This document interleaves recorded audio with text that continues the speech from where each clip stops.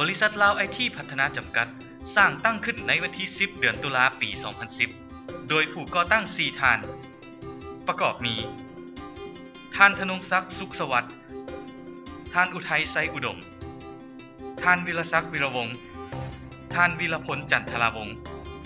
ทั้ง 4 ท่านเป็นวัยหนุ่มที่มีความสนใจและมักในเวียกงานไอทีซึ่งเฮ็ดให้ได้มารู้จักและฮักแพงกันจนกลายมาเป็นเพื่อนร่วมงานกันตลอดระยะ 5 ปีของบริษัทลาวไอทีพัฒนาจำกัดพวกเขามีการพัฒนาและคิดค้นนวัตกรรมใหม่ๆเพื่อมาให้บริการแก่สังคมนอกนั้นยังมีกิจกรรมที่ซอยเหลือและให้ความรู้แก่สังคมอย่างสม่ำเสมอดังวิสัยทัศน์ของบริษัทที่ว่าการพัฒนาของพวกเขาคือความก้าวหน้าของท่านที่ผ่านมาพวกเขา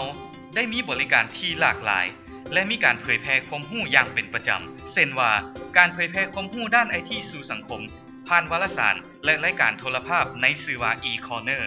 นอกนั้นก็ยังเฮ็ดกิจกรรมส่งเสริมการเผยแพร่ความรู้ด้านไอทีอยู่เสมอทางด้านการบริการพวกเขาได้รับความไว้วางใจ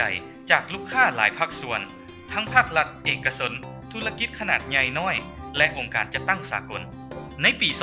2012 หนึ่งในสิ่งที่ภาคภูมิใจของบริษัทลาวไอทีพัฒนาจำกัดก็แม่นการที่บริษัทได้รับรางวัลโล่คำจากเวทีประกวดผลงานไอทีระดับภาคพื้นอาเซียนในงานที่ชื่อว่า ASEAN ICT Award ประจำปี 2012 And finally, the winner of the Gold Award for the digital content category is Lao IT Development Company Limited of Lao PDR.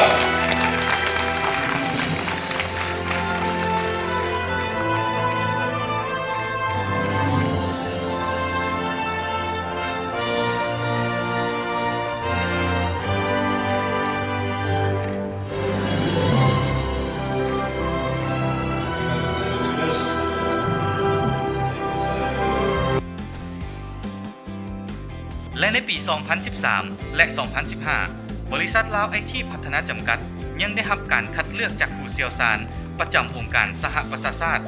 ให้เป็นตัวแทนประเทศลาวเข้าร่วมการประกวดผลงานไอทีระดับโลกในงาน World Summit Award ที่จัดขึ้นทุกๆ 2 ปี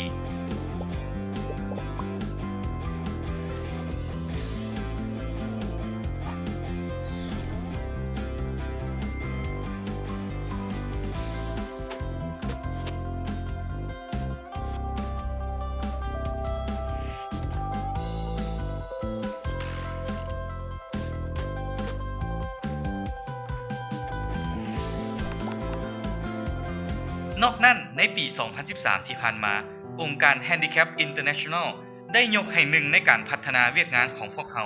ที่สร้างระบบสื่อการเรียนการสอนแบบ e-learning ภาษามือให้แก่ผู้พิการทางหูและปากแก่สมาคมคนหูหนวกแห่งสปป.ลาวให้เป็นโครงการตัวอย่างดีเด่นภายใต้โครงการ Making It Work บริษัทลาวไอทีพัฒนาจำกัดมีบริการอยู่ 8 แขนงคือ 1. บริการพัฒนาซอฟต์แวร์ที่สามารถออกแบบและพัฒนาระบบต่างๆตามความต้องการของลูกค้าเพื่อช่วยในการแก้ปัญหาและเพิ่มประสิทธิภาพเวียกงานให้ท่านได้ด้วยราคาที่สมเหตุสมผล 2. บริการพัฒนาเว็บไซต์ที่สามารถเฮ็ดให้ธุรกิจสินค้าองค์กรของลูกค้ามีระบบเว็บไซต์ที่ปลอดภัยและออกแบบได้ทันยุคทันสมัย 3. บริการพัฒนาแอปพลิเคชันในมือถือที่สามารถตอบสนองให้ลูกค้าได้มีความทันยุคทันสมัยเหมาะกับสังคมในปัจจุบันที่ไผๆก็นำใช้สมาร์ทโฟน 4. บริการที่ปรึกษาด้านไอทีพวกเขามีผู้เชี่ยวชาญด้านไอทีที่มีประสบการณ์สูงบ่ว่าจะโครงการขนาดน้อยหรือใหญ่พวกเขาสามารถให้คำปรึกษาวางแผนเวียกได้อย่างมีประสิทธิภาพ 5. บริการด้านความปลอดภัยของข้อมูลและเครือข่ายพวกเขาสามารถทดสอบและรายงานถึงความเสี่ยงด้านความปลอดภัยในระบบ IT พร้อมกับออกแบบเพื่อให้ระบบของท่านมีความปลอดภัยสูงด้วยบริการมาตรฐานสากลให้แก่ลูกค้า 6. บริการออกแบบสื่อโฆษณาและสิ่งพิมพ์พวกเขามีทีมออกแบบสื่อต่างๆที่พร้อมให้บริการแก่ลูกค้าด้วยการออกแบบที่ทันยุคทันสมัยได้ตามความต้องการของลูกค้า 7. บริการจัดงานกิจกรรมทางด้าน IT